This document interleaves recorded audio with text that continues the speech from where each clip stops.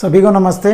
इस वीडियो में हम सॉल्व करेंगे कक्षा 8 का अर्धवार्षिक का पेपर, जो क्वेश्चन नंबर हमारे 16 से सोल्व कराना था। इससे पहले एक वीडियो में हम क्वेश्चन नंबर 1 से 15 तक हम सॉल्व करा चुके हैं। तो चलिए हम सॉल्व करते हैं 16वां क्वेश्चन कि दो संख्याओं में अनुपात 5:3 है, यदि उनमें अंतर 18 है तो संख्याएँ ज्ञात कीजिए। तो माना कि वह संख्या है x। अब देखो अनुपात दे रखा है 5:3, तो हम क्या करेंगे कि इनके साथ में x लगा देंगे। और क्या कहा, अंतर का मतलब माइनस, बराबर कितना है 18। अब 5x में से 3x गया तो 2x बराबर 18। इनटू में संख्या तो बटे में चली जाएगी, तो 18/2, 2 निम 18, तो x बराबर आ गया हमारे पास में 9। अब क्या है, तो वो संख्याएं ज्ञात कीजिए। तो पहला तो क्या है 5x, तो हमें अनुपात 5x है ना, तो 5 × 9, 9 पंजे 45। दूसरा हमें है 3x, तो 3 × 9, 9 तिया 27। अगर हम 45 में से 27 अगर घटाते हैं तो हमारा अंतर 18 होगा। तो हमारी संख्याएं क्या होगी, एक तो संख्या हो जाएगी 45 और दूसरी हो जाएगी 27। क्वेश्चन नंबर 17 है, x का मान ज्ञात कीजिए। दो आकृति दे रखी है, ये क्वेश्चन नंबर 17 का फर्स्ट है और ये सेकंड है। देखो ये त्रिभुज है, त्रिभुज के तीन ही कोणों का योग 180 होता है, लेकिन हमें तो x का मान निकालना। तो x का मान निकालने के लिए आप ये देखो कि ये एक रेखिक कोण है और रेखिक कोण का योग हमेशा 180 होता है। तो x + 90 बराबर 180 डिग्री रेखिक कोण, क्योंकि एक ही रेखा पर बने हुए कोणों का योग 180 डिग्री होता है। 90 को पक्षांतरण कर देंगे तो x बराबर 180 - 90, तो x बराबर आ जाएगा हमारे पास में 90 डिग्री। सेकंड सवाल है कि अब इसका नाम दे दें हम A, B, C और D। हमने लिखा कि कोण A प्लस कोण B प्लस कोण C प्लस कोण D बराबर 360 डिग्री, क्योंकि आकृति हमारा चतुर्भुज है। चतुर्भुज में 4 कोण होते हैं और 4 कोण का योग 360 डिग्री होता है। A का मान हमें दे रखा है 50 प्लस B का मान 130 डिग्री और C का मान है 120 डिग्री और D को हमने माना x बराबर 360 डिग्री। हमें x की वैल्यू निकालनी, जोड़ लो 130 और 120 250, 250 और 50 300, यानी 300 डिग्री प्लस x बराबर 360 डिग्री। 300 को पक्षांतरण करेंगे, प्लस के इधर आएंगे तो माइनस के, तो x बराबर 360 डिग्री माइनस 300 डिग्री, तो x बराबर आ गया हमारे पास में 60 डिग्री आंसर।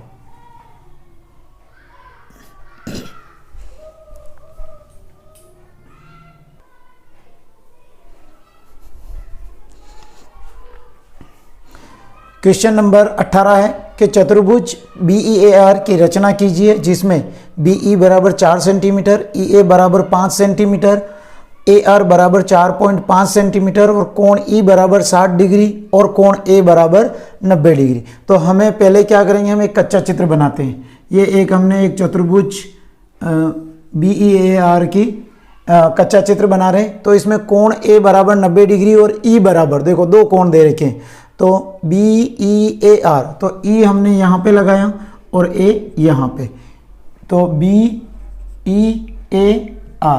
ये लिख दिया हमने। कच्चा चित्र बना रहे हैं हम पहले। देखो कोण E ये है हमारे पास में 60 डिग्री, यहाँ पे 60 डिग्री बनाएंगे, यहाँ पे हमें 90 डिग्री बनाएंगे।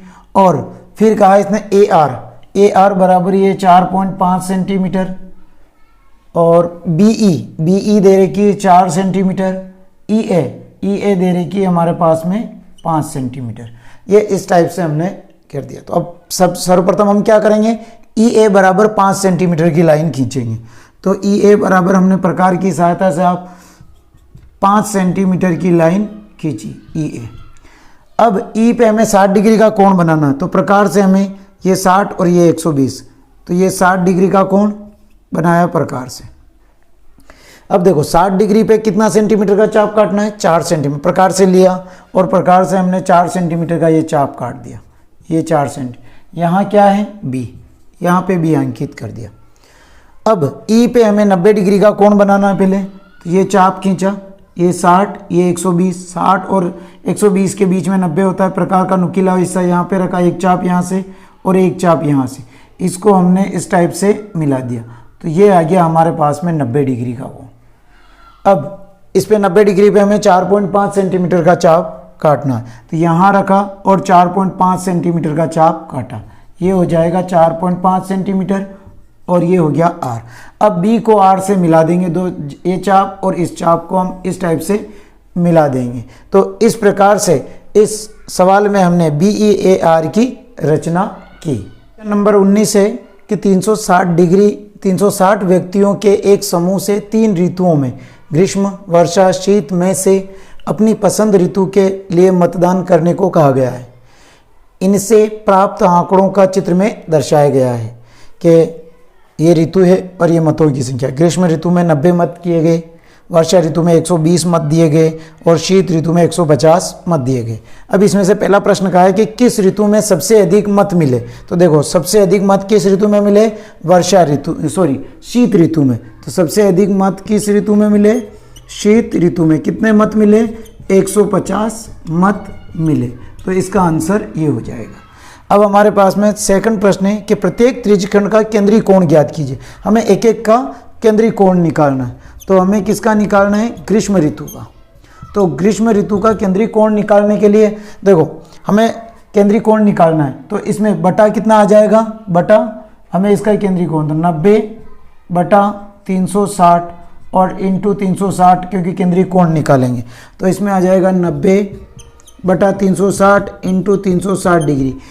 ये जो 360 है नीचे वाले, तो ये तो इसकी टोटल है और ये 360 वृत्त के सभी कोणों का योग 360 डिग्री होता है, इसलिए तो 360 से 360 कैंसिल, तो ये आ गया 90 डिग्री।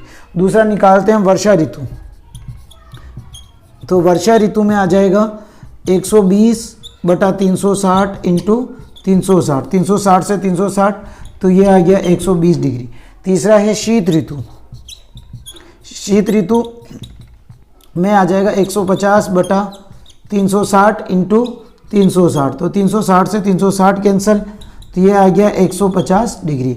तो इसमें जो हमारा केंद्रीय कोण आएगा 90 डिग्री, 120 डिग्री और 150 डिग्री आएगा। मेरा प्रश्न है कि पाई चार्ट में दर्शाइए। अभी हमने इससे पहले इसके केंद्रीय कोण निकाले थे, तो इंटू 120 360 बटा 360 काट दिया था, तो इसका आया 120 डिग्री और बटा 360 इंटू 360 काट दिया, ये आ गया 150 डिग्री। देखो हम पाई चार्ट बनाते हैं, तो पाई चार्ट हमने क्या करना पड़ा, एक वृत्त बनाना प्रकार की सहायता से। ये वृत्त बना दिया, वृत्त बनाया, ये वृत्त का केंद्र बिंदु है। इस केंद्र बिंदु को हमने इस टाइप से एक त्रिज्या से मिला दिया। अब पहला है हमारे पास में, इसको काटा हमने, तो ये आया 90 डिग्री। तो पहले 90 डिग्री डी की सहायता से हमने 90 डिग्री ये बना दिया, ये 90 डिग्री। अब 90 डिग्री के बाद में कितना है, 120 डिग्री। तो यहाँ पे डी रखेंगे और ये हो जाएगा हमारे पास में 120 डिग्री का। और फिर दूसरा क्या बचा, ये 150, ये ऑटोमेटिक 150 डिग्री होगा। तो ये तो 90 तो है ग्रीष्म ऋतु, ये है अपने पास में वर्षा ऋतु और ये है शीत ऋतु। तो इस प्रकार से हमने पाई चार्ट की रचना करनी है। क्वेश्चन नंबर 20 है कि एक बाग में 2025 पौधे इस प्रकार लगाए जाने हैं कि प्रत्येक पंक्ति में उतने ही पौधे हो जितनी पंक्तियों की संख्या हो। पंक्तियों की संख्या और प्रत्येक पंक्ति में पौधों की संख्या ज्ञात कीजिए। क्या कहा कि उतने ही पौधे हों जितनी पंक्तियों की संख्या हो, यानी कि हमें इसका HCF निकालना। पहले तो हम क्या करेंगे कि 2025 के गुणनखंड करेंगे। देखो 2 और 2 5 और 2 7 और 2 9 3 से लगेगा, 3 छंग 18, 2 बचे, 3 7 तो 21, 1 बचा, 3 पंजे 15, सॉरी 3 का लगेगा। अब इसमें हमें 6 और 5 11, 11 और 7 18 होते हैं, तो 3 का लगेगा।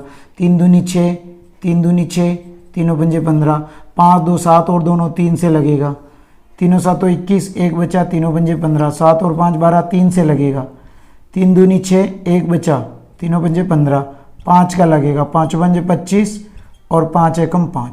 अब इसमें हमें 2 का जोड़ा बनाना होता है। तो 2025 के जब हमने गुणनखंड किए तो 3 into 3 into 3 into 3 into 5 into 5। अब इसमें 2 के जोड़े लेते हैं, तो इसमें 3 इंटू 3 इंटू 5 यानी कि 15 15 तिया 45, यानी कि इसमें पूछा क्या है, 45 पंक्तियां होंगी और प्रत्येक पंक्ति में 45 पौधे होंगे। तो पंक्तियों की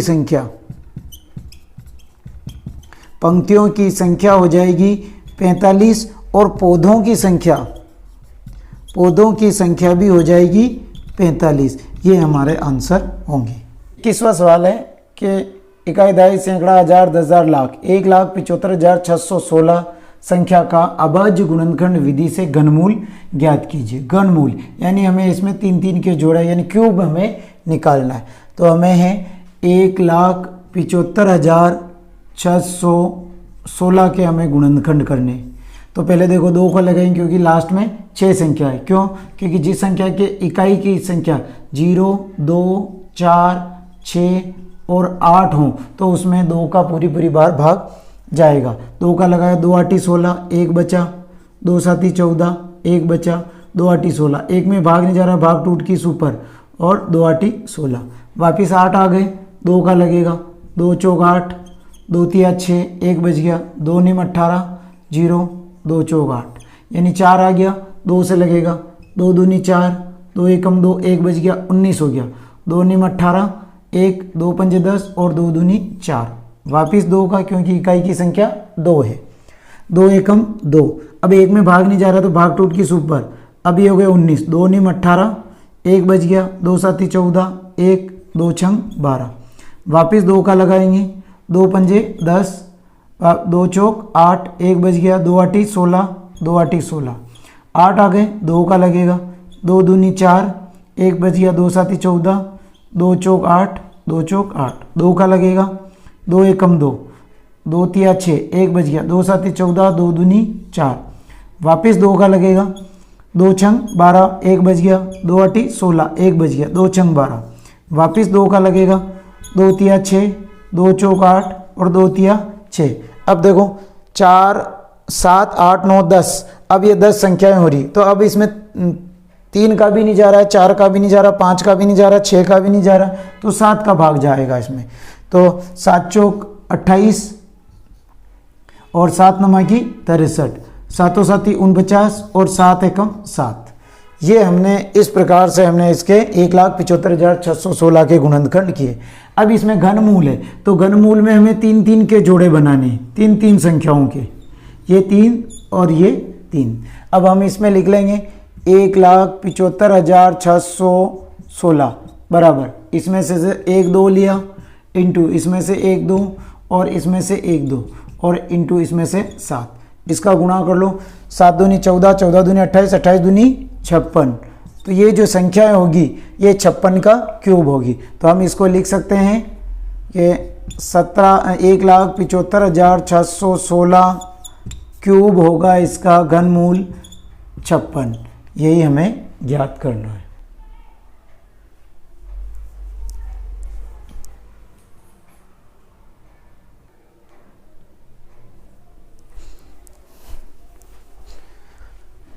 क्वेश्चन नंबर 22 है कि 62,500 रुपये पर 1 से 1/2 वर्ष के लिए 8% वार्षिक दर से अर्धवार्षिक रूप से संयोजित करने पर कुल राशि एवं चक्रवर्ती ब्याज ज्ञात कीजिए। हमें 2 चीज़ें निकालनी है, एक तो कुल राशि का मतलब होता है मिश्र धन, एक तो हमें ज्ञात करना है मिश्र धन और एक चक्रवर्ती ब्याज ज्ञात करना है। तो देखो हमें पहले तो हमें क्या दे रखा है, एक तो मूलधन दे रखा है, मूलधन दे रखा है 62,500 रुपये, समय दे रखा है हमें, समय बराबर 1 से 1/2 वर्ष और दर दे रखी हमें 8%। लेकिन हमें शर्त क्या दी, अर्धवार्षिक। जब शर्त अर्धवार्षिक हो तो समय तो हो जाता है दुगना और दर हो जाती है आधी। किसमें, जब शर्त अर्धवार्षिक हो। देखो 1.5 का समय कितना हो जाएगा, यानी 3 वर्ष, और दर 8% की दर हो जाएगी 4%। अब हमें निकालना है मिश्र धन। तो मिश्र धन ज्ञात करने का जो सूत्र है तो वो है हमारे पास में मूलधन कोष्टक 1 प्लस दर बटा की घात 1 प्लस दर बटा 100 की घात समय माइनस मूलधन। ठीक है, ये होता है हमारे पास में किसका, मिश्र धन ज्ञात करने का। ये आप ध्यान में रखें। अगर हम मिश्रधन मूलधन करते हैं, देखो अगर हमें चक्रवर्ती ब्याज ज्ञात करते हैं तो हम माइनस कर देते हैं, नहीं तो ये हमारा मिश्रधन हो जाएगा, तो हम माइनस नहीं करेंगे। तो मूलधन तो है 62,500 कोष्टक 1 प्लस दर हमारी आधी करेंगे तो 4 लिखेंगे, 4/100 समय दुगना यानी 3 वर्ष, यानी 62,500 इंटू 100 एकम 100, 100 में 4 जोड़े 104/100, 104 को कितनी बार लिखना है 3 बार, इंटू 104/100 इंटू 104/100। अब जो कट रहे हैं जो काट दो आप, 2 जीरो से 2 जीरो काट दो। अब आप ऐसे ही करो, हम इसको काट दें, बोलिए काट दो 5 की टेबल से, या बोलिए ये कटा 50 बार 2 की टेबल से, 2 पंजे 10, ये 2 पंजे 10, 2 दूनी 4, 52 बार, ये कटा 50 बार और ये कटा 52 बार। और अब हम ये कटा 25 बार, ये कटा 52 बार। वापिस हम इसको काट दें, 25 एकम 25, 25 छंग एक, और ये कटेगा 25 दूनी 50 और 25 दूनी 50 और 25 पंजे 125, और ये काट दो 25 दूनी 50 और 25 एकम 25। अब इस 2 से काट दो आप इसको, 2 दूनी 4 और 1 बचा, 2 छंग 12। तो हमारे संख्या बची है एक तो 52 इंटू 52 और इंटू 26। इसका हम गुणा करते हैं। देखो 52 को 52 से गुणा किया, 2 दूनी 4, 2 पंजे 10 इंटू 2 पंजे 10, 5 पंजे 25 और 1 26, 4072। इसको हम गुणा करेंगे 26 से, 6 और 1 7, सॉरी, तो ये हो जाएंगे हमारे पास में 70,304। तो इसको हमने गुणा किया तो 70,304 रुपये ये आया हमारे पास में मिश्रधन। चक्रवृद्धि ब्याज, तो चक्रवृद्धि ब्याज ज्ञात करने का सूत्र होता है हमारे पास में मिश्रधन माइनस मूलधन। मिश्रधन तो है अपने पास में 70,304 रुपये में से हमें घटाना है मूलधन 62,500। तो ये है 70,304 में से 62,500 घटा देंगे तो 4 जीरो, यहाँ हो गया 13, 13 में से 5 गए तो 8 बचे, इधर हो गए 9, 9 में से 2 गया तो, क्योंकि इधर हासिल दिया तो 9 में से 2 गया तो 7 और 6 में से 6 गया तो 0, यानी 7,804 रुपये ये हमारा चक्रवृद्धि ब्याज होगा। क्वेश्चन नंबर 23 है गुणनफल कीजिए, अर्थात हमें इसको गुणा करना। तो गुणा करने के लिए मैंने एक ट्रिक है कि लास्ट वाली संख्या है, 2 कोष्टक में से लास्ट वाला कोष्टक है, इसको 2 बार लिखो। तो 2 प्लस एक्स और 2 प्लस एक्स, इसको 2 बार लिख दिया।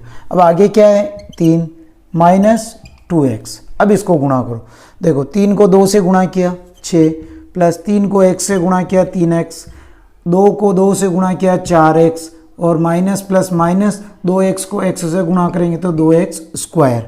अब 6 ये प्लस माइनस माइनस तो माइनस का x और माइनस का 2x स्क्वायर, ये हमारे इसके आंसर होंगे। इसका सेकंड सवाल है कि x प्लस 5y और 5x माइनस वाई, इसको भी इसी लास्ट वाले कोष्टक को 2 बार लिख दो, 5x माइनस वाई और 5x माइनस वाई। इसका फर्स्ट है x और सेकंड वाली है 5y। गुणा कर लेते हैं, 5x को x से गुणा किया 5x स्क्वायर, माइनस xy को गुणा किया xy, प्लस 5 25 और xy, और plus minus minus 5y square, तो 5x स्क्वायर, ये माइनस का xy और ये 25xy, तो प्लस माइनस माइनस तो प्लस का 24xy, क्योंकि हमने इसमें से घटा दिया, क्योंकि माइनस प्लस क्या होता है माइनस, माइनस 5y स्क्वायर, ये हमारे आंसर हो जाएंगे। तो इसके आंसर होंगे 5x square plus 24xy minus 5y square.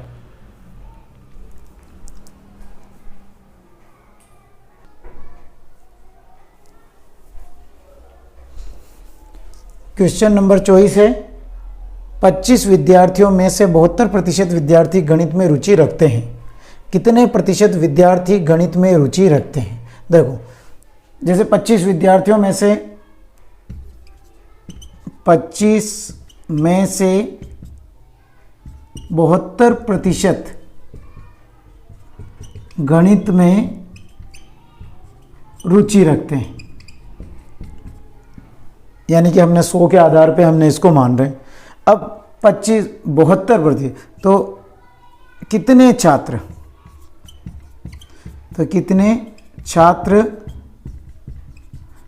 कितने प्रतिशत छात्र गणित में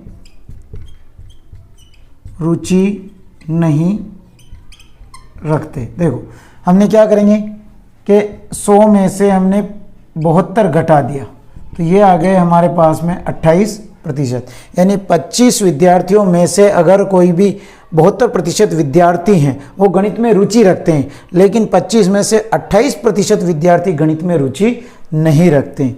तो 25 में से 28% छात्र गणित में रुचि नहीं रखते हैं।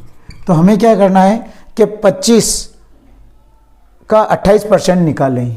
तो 25 इंटू 28/100, काट दो इसको, 25 चौक 100 और 4 7 28, यानी कि जो 7 छात्र होंगे जो वो गणित में रुचि नहीं रखेंगे। क्वेश्चन नंबर 25 है, समय और दूरी के मध्य संबंध को प्रदर्शित करने वाला आलेख खींचिए। समय दे रखा है 3, 6, 9, 15, 12 और 15। दूरी दे रखी है 15, 30, 45, 60 और 75। तो हमें इसका एक ग्राफ बनाना है। ये 0, ये x, ये y। जो समय है ये ऊपर वाली दूरी नीचे आएगी और जो ये नीचे है वो हम इधर। अब इधर हमारा 3 3 का अंतर, तो हम इसमें अंतर 2 2 के अंतर में लिए, अब 3 3 के अंतर में लिख दो। 3, 6, 9, 12 और 15, और इधर हमने 15 15 के अंतर में है, तो इधर 15, 30, 45, 60 और 75। पहला है 3 पे 15, यानी 3 पे 15 ये पॉइंट, फिर 6 पे 30, 6 पे 30, फिर है 9 पे 45, ये 9 है, ये 9 45 है, फिर है 12 पे 60, ये है 12, ये है 60, फिर है 15 15 पे 75, ये 15 पे 75। तो इस टाइप से ये ग्राफ बनेगा हमारा, इस टाइप से, यानी कि हमें जो इसकी जो समय है, समय के साथ में इसकी दूरी भी बढ़ती गई है। तो इस प्रकार से हम ग्राफ बना सकते हैं। नंबर 26 है, मानक सरसमीकाएँ लिखिए। 3 नंबर का क्वेश्चन है ये, तो कम से कम हमें 3 सरसमीकाएँ तो लिखनी है। पहली है हमें a + b का होल स्क्वायर बराबर a² + 2ab + b², first. Second, a - b का होल स्क्वायर बराबर b का whole square a² - 2ab + b²। तीसरी हो जाएगी हमारे पास में a² - b², तो a + b और a - b। चौथी सरसमीकाएँ हो जाएगी x + a और x + b बराबर x² + a + b x + ab। तो इसमें जो मानक जो सरसमीकाएँ हैं क्लास 8th में वो 4 सरसमीकाएँ हैं। a + b का होल स्क्वायर बराबर a² + 2ab + b²। दूसरी है a - b का होल स्क्वायर बराबर a² - 2ab + b²। तीसरी है a² - b² = a + b और a - b। चौथी है x + a और x + b, x² + a + bx + ab। तो इस वीडियो में मैंने आपको जो अर्धवार्षिक का जो 2023 का जो क्लास 8th का पेपर हुआ था वो मैंने आपको सोल्व कराया। तो इन क्वेश्चन को आप लिखें और सोल्व करें, तो आपको जो ये जो दिसंबर में अभी जो 2023 में जो एग्ज़ाम है उसका हद से ज़्यादा आपको फ़ायदा मिलेगा। धन्यवाद।